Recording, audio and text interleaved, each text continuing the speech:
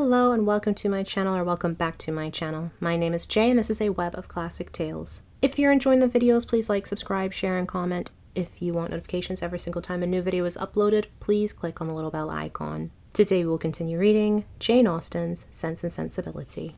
Marrianne's illness, though weakening in its kind, had not been long enough to make her recovery slow, and with youth, natural strength, and her mother's presence in aid, it proceeded so smoothly as to enable her to remove, within 4 days after the arrival of the latter, into Mrs. Palmer's dressing-room. When there, at her own particular request, for she was impatient to pour forth her thanks to him for fetching her mother, Colonel Brandon was invited to visit her. His emotion on entering the room, in seeing her altered looks, and in receiving the pale hand which she immediately held out to him, was such as, in Elinor's conjecture, must arise from something more than his affection for Maryanne, or the consciousness of its being known to others, and she soon discovered in his melancholy eye and varying complexion as he looked at her sister the probable recurrence of many past scenes of misery to his mind, brought back by that resemblance between Maryanne and Eliza already acknowledged, and now strengthened by the hollow eye, the sickly skin, the posture of reclining weakness, and the warm acknowledgment of peculiar obligation.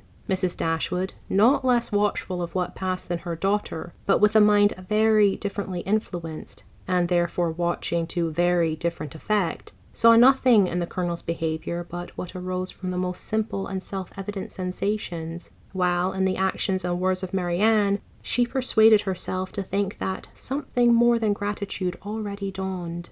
At the end of another day or two, Maryanne growing visibly stronger every 12 hours, Mrs. Dashwood, urged equally by her own and her daughter's wishes, began to talk of removing to Barton. On her measures depended those of her two friends. Mrs. Jennings could not quit Cleveland during the Dashwoods' stay, and Colonel Brandon was soon brought, by their united request, to consider his own abode there as equally determinate, if not equally indispensable. At his and Mrs. Jennings' united request in return, Mrs. Dashwood was prevailed on to accept the use of his carriage on her journey back, for the better accommodation of her sick child, and the Colonel, at the joint invitation of Mrs. Dashwood and Mrs. Jennings, whose active good nature made her friendly and hospitable for other people as well as herself, engaged with pleasure to redeem it by a visit at the cottage in the course of a few weeks. The day of separation and departure arrived, and Maryanne, after taking so particular and lengthened a leave of Mrs. Jennings, one so earnestly grateful, so full of respect and kind wishes as seemed due to her own heart from a secret acknowledgment of past inattention, and bidding Colonel Brandon farewell, with the cordiality of a friend, was carefully assisted by him into the carriage, of which he seemed anxious that she should engross at least half. Mrs. Dashwood and Elinor then followed, and the others were left by themselves to talk of the travellers and feel their own dullness, till Mrs. Jennings was summoned to her chaise to take comfort in the gossip of her maid for the loss of her two young companions, and Colonel Brandon immediately afterwards took his solitary way to Delaford. The Dashwoods were 2 days in the road, and Maryanne bore her journey on both without essential fatigue. Everything that the most zealous affection, the most solicitous care could do to render her comfortable was the office of each watchful companion, and each found their reward in her bodily ease and her calmness of spirits. To Elinor, the observation of the latter was particularly grateful. She, who had seen her week after week so constantly suffering, oppressed by anguish of heart which she had neither courage to speak of nor fortitude to conceal, now saw with a joy which no other could equally share, an apparent composure of mind which, in being the result, as she trusted, of serious reflection, must eventually lead her to contentment and cheerfulness. As they approached Barton, indeed, and entered on scenes of which every field and every tree brought some peculiar, some painful recollection, she grew silent and thoughtful, and turning away her face from their notice, sat earnestly gazing through the window. But here Elinor could neither wonder nor blame, and when she saw, as she assisted Maryanne from the carriage, that she had been crying, she saw only an emotion too natural in itself to raise anything less tender than pity, and in its unobtrusiveness entitled to praise. In the whole of her subsequent manner, she traced the direction of a mind awakened to reasonable exertion, for no sooner had they entered their common sitting-room than Maryanne turned her eyes around it with a look of resolute firmness, as if determined at once to accustom herself to the sight of every object with which the remembrance of Willoughby could be connected. She said little, but every sentence aimed at cheerfulness, and though a sigh sometimes escaped her, It never passed away without the atonement of a smile. After dinner she would try her pianoforte. She went to it, but the music on which her eye first rested was an opera procured for her by Willoughby, containing some of their favourite duets, and bearing on its outward leaf her own name in his handwriting.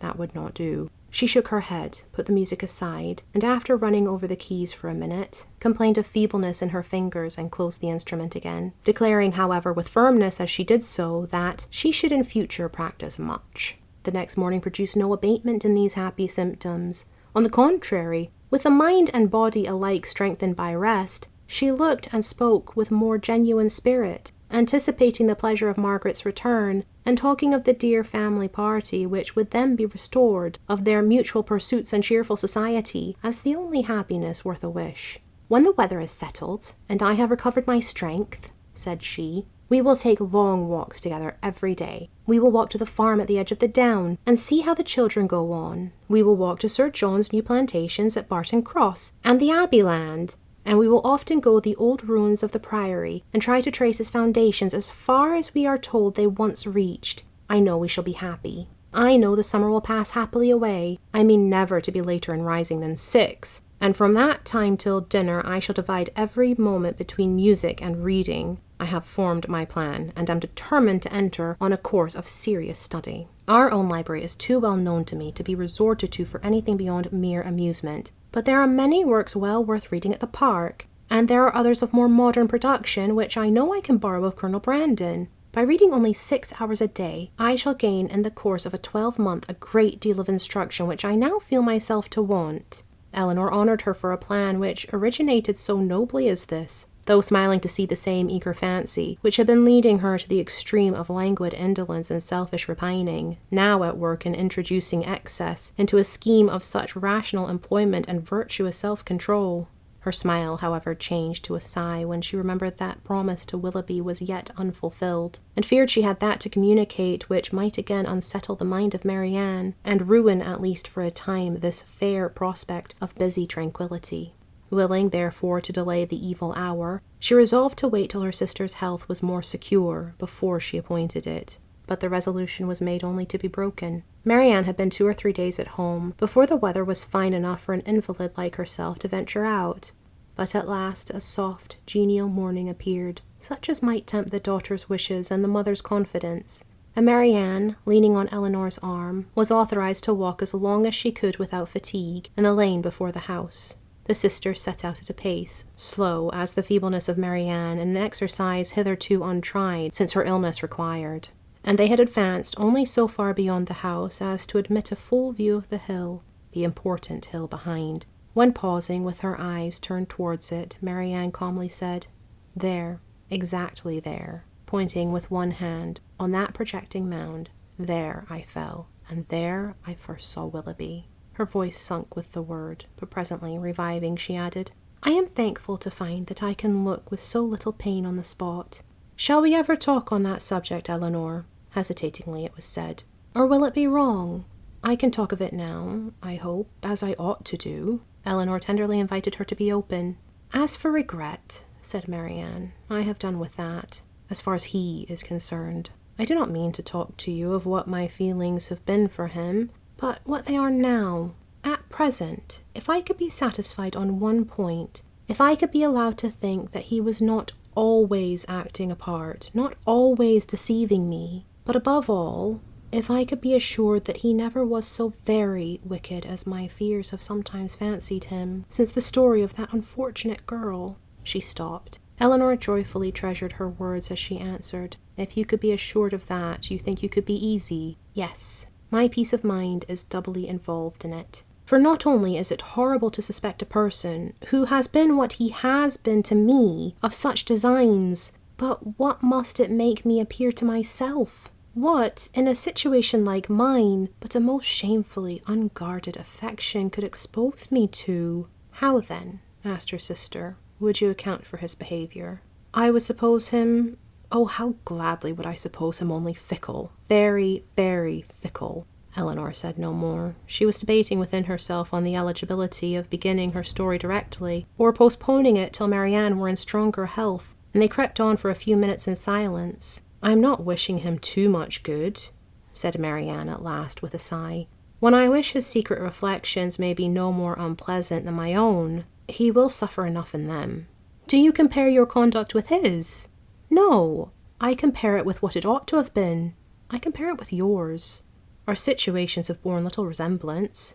They have borne more than our conduct. Do not, my dearest Eleanor, let your kindness defend what I know your judgment must censure. My illness has made me think. It has given me leisure and calmness for serious recollection. Long before I was enough recovered to talk, I was perfectly able to reflect. I considered the past. I saw in my own behaviour, since the beginning of our acquaintance with him last autumn, nothing but a series of imprudence towards myself, and want of kindness to others. I saw that my own feelings had prepared my sufferings, and that my want of fortitude under them had almost led me to the grave. My illness, I well knew, had been entirely brought on by myself, by such negligence of my own health, as I had felt even at the time to be wrong. Had I died, it would have been self-destruction. I did not know my danger till the danger was removed. But with such feelings as these reflections gave me, I wonder at my recovery, wonder that the very eagerness of my desire to live, to have time for atonement to my God, and to you all, did not kill me at once. Had I died,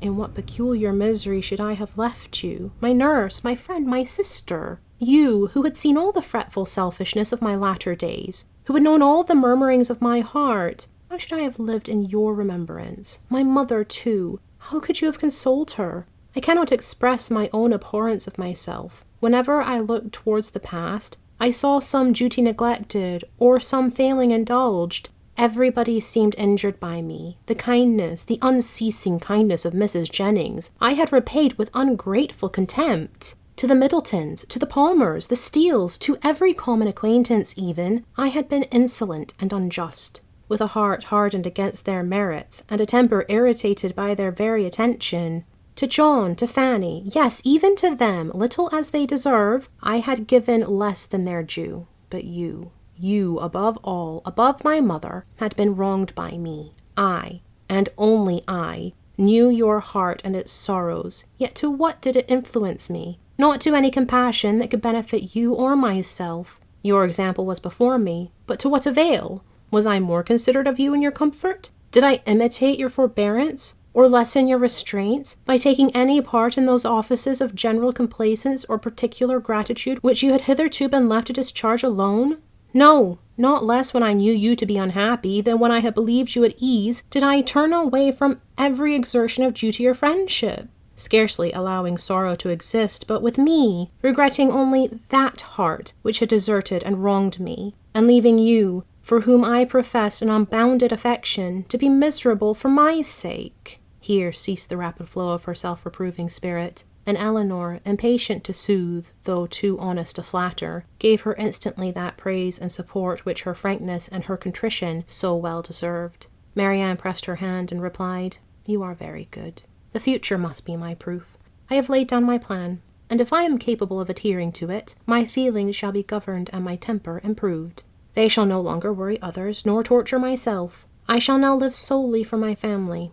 You, my mother, and Margaret must henceforth be all the world to me. You will share my affections entirely between you. From my home, I shall never again have the smallest incitement to move. And if I do mix in other society, it will be only to show that my spirit is humbled, my heart amended, and that I can practice the civilities, the lesser duties of life, with gentleness and forbearance. As for Willoughby, to say that I shall soon, or that I shall ever forget him, would be idle. His remembrance can be overcome by no change of circumstances or opinions, but it shall be regulated. It shall be checked by religion, by reason, by constant employment." She paused, and added in a low voice, "If I could but know his heart, everything would become easy." Eleanor, who had now been for some time reflecting on the propriety or impropriety of speedily hazarding her narration, without feeling at all nearer decision than at first, heard this, and perceiving that as reflection did nothing, resolution must do all, soon found herself leading to the fact. She managed the recital, as she hoped, with address, prepared her anxious listener with caution, related simply and honestly the chief points on which Willoughby grounded his apology, did justice to his repentance, and softened only his protestations of present regard. Marrianne said not a word. She trembled. Her eyes were fixed on the ground, and her lips became whiter than even sickness had left them. 1,000 inquiries sprung up from her heart, but she dared not urge one. She caught every syllable with panting eagerness. Her hand, unknowingly to herself, closely pressed her sister's, and tears covered her cheeks. Eleanor, dreading her being tired, led her towards home, until they reached the door of the cottage, easily conjecturing what her curiosity must be, though no question was suffered to speak it, talked of nothing but Willoughby, and their conversation together, and was carefully minute in every particular of speech and look, where minuteness could be safely indulged. As soon as they entered the house, Marrianne, with a kiss of gratitude and these 2 words just articulate through her tears, "Tell Mamma," withdrew from her sister and walked slowly upstairs. Eleanor would not attempt to disturb a solitude so reasonable as what she now sought, and with a mind anxiously prearranging its result, and a resolution of reviving the subject again, should Marrianne fail to do it, she returned into the parlour to fulfill her parting injunction. Thank you for listening. This has been Jane Austen's Sense and Sensibility, Chapter 46. I've been Jay. This has been a Web of Classic Tales. Please like, subscribe, share, and comment. Click the bell icon for notifications. I hope you're having a fantastic day. Have a nice life, and I'll see you next time.